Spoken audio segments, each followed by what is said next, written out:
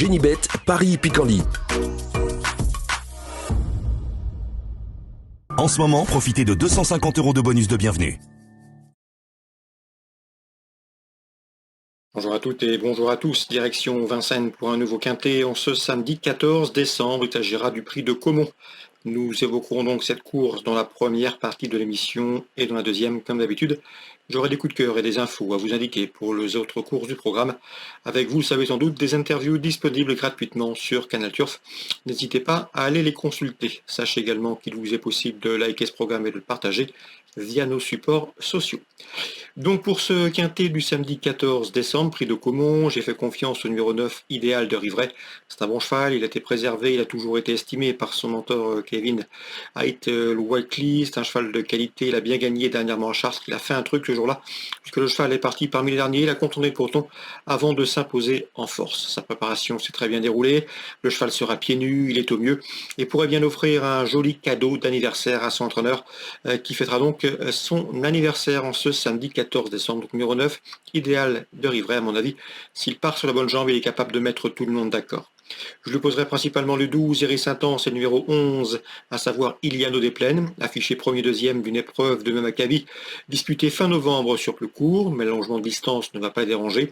Concernant le 11, Iliano des Plaines, Grégory Bouillet, le frère de l'entraîneur Emmanuel Bouillet, m'a indiqué que le cheval avait une bonne chance, il reste sur 2 places de deuxième, c'est un cheval qui doit courir caché, on va lui masquer l'effort, mais il sait le finir vite, il sera pieds nus. Attention également au numéro 13, Imhotep Fromentro, qui a conclu dans le sillage des 2 précédents nommés. Fin novembre, se classe en 5e, un cheval dur à l'effort qui avait gagné à Vincennes à l'occasion d'une prestation enregistrée au mois de juin. À mon avis, c'était un bel outsider, ce numéro 13, Imhotep Fromentro. Pour les places, je retiendrai le numéro 10, Irisoni, qui a signé 2 podiums lors de ses 3 derniers parcours, deuxième notamment derrière notre favori, lors de leur dernière confrontation commune, mieux vaut donc s'en méfier. Le numéro 14 également, Inside Spoken, déféré des postérieurs pour ce bel engagement, c'est le plus riche de la course. Il a bien fini courant novembre, à mon avis ici, il devrait batailler pour les places. Numéro 8, dans cette épreuve, Iboko Atou se présente en belle forme. J'avais bien aimé sa victoire du mois de novembre, du novembre à Mort de Bretagne.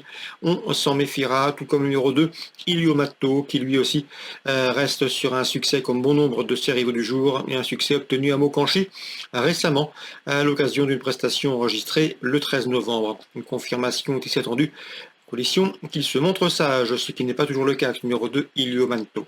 Résumé chiffré, 9, 12, 11 et 13, devant le 10, le 14, le 8 et le 2.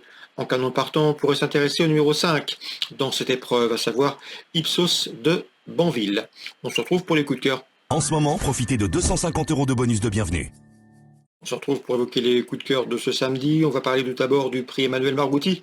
Le premier groupe 2 pour cette promotion cet hiver réservé aux 2 ans. J'aime beaucoup le 307 Maestro River. Il a couru 3 fois, il a gagné à chaque fois avec la manière, à mon avis. Il a le potentiel pour s'emparer du fauteuil de leader de sa promotion, le 307 Maestro River. L'opposition, on retiendra le numéro 9, c'est Mec de Blary qui reste également sur 3 succès après une 5e place enregistrée en débutant. L'opposition viendra également du 12 Monzon Normand qui affiche 4 victoires en 6 courses courues, du 10 Magnum de Choquel et du 11 Marshall de Ceylan qui ont été les dauphins, 2e et 3e de Monzon Normand à l'occasion d'une sortie commune dans le prix Timoko disputé le mois dernier. Donc 307-309 pour contrer le 312, un cheval qui est le plus riche de la course, mais l'opposition est sérieuse avec de nouveaux venus ambitieux en pareille société. Dans la 7e, le 703 Goutier Céleste, un cheval en retard de gain. Il était très fautif par le passé, il semble s'amender.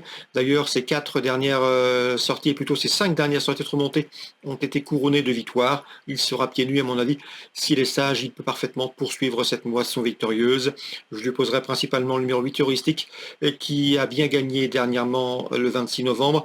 D'ailleurs, ses 2 dernières sorties de remontée ont été également couronnées de victoires. Elle sera plaquée des antérieurs, déférée des postérieurs. Elle a marché une 12-7 dernièrement sur 2700 mètres, et ce à la faveur d'un bon dernier kilomètre après avoir patienté. Donc le 703 et le 708, Goutier Céleste heuristique me semble en mesure de former le couplet gagnant de ce 7e rendez-vous. Concernant maintenant Lyon-Paris en Réunion 2, j'ai pu discuter avec Lilian Durantais. Son interview sera certainement disponible sur Canal Turf. Il est loin d'être négatif avec le 210. C'est Midoriya du Bourg, qui est un cheval pratique, régulier, en forme pour ce rendez-vous. Il ne serait pas surpris de le voir à l'arrivée. La cote sera sans doute intéressante. Même remarque avec le 11.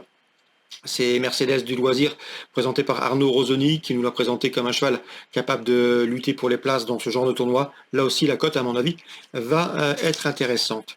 On peut le rejoindre et le reposer en priorité. Le numéro 12 dans cette épreuve, c'est Metaversa, qui reste sur 2 probants succès.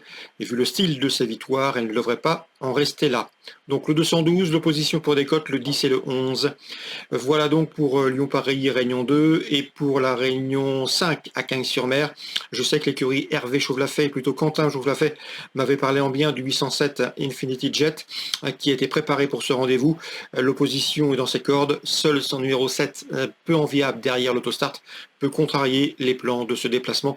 Un déplacement du centre-est vers le sud-est pour l'écurie Chauvelafay. Quoi qu'il en soit, la jument évoluera à pieds nus pour cet objectif. C'est le 807 Infinity Jet. J'aurais été plus confiant avec un meilleur numéro derrière la voiture. Voilà donc pour les infos différentes pour Vincennes, Lyon-Paris, Réunion 2, Réunion 5 à Cagnes-sur-Mer. Excellente journée à tous, très bon jeu.